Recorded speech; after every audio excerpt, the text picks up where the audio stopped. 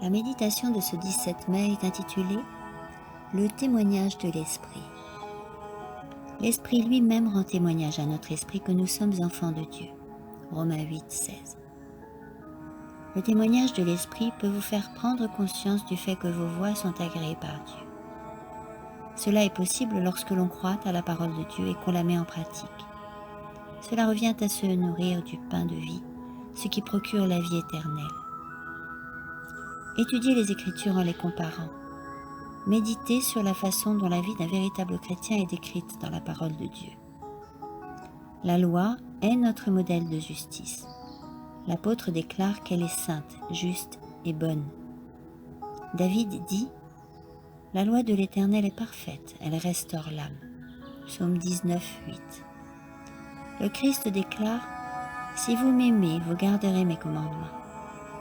Celui qui a mes commandements et qui les garde, c'est celui qui m'aime.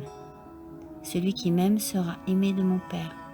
Moi aussi je l'aimerai, et je me manifesterai à lui. » Jean 14, 15, 21.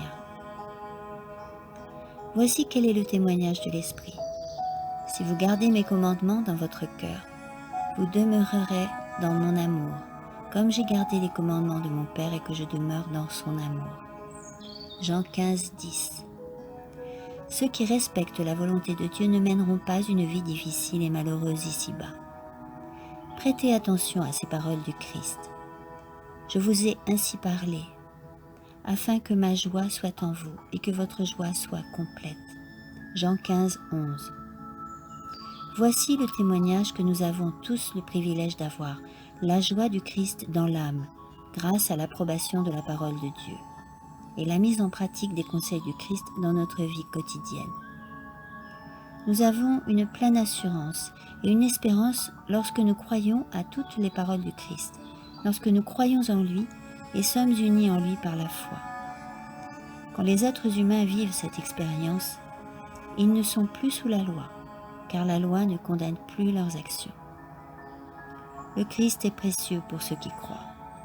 Son esprit qui demeure dans leur esprit et dans leur cœur est en parfaite harmonie avec ce qui est écrit dans la parole.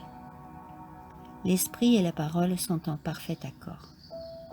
Ainsi, l'esprit porte témoignage avec notre esprit que nous sommes nés de Dieu.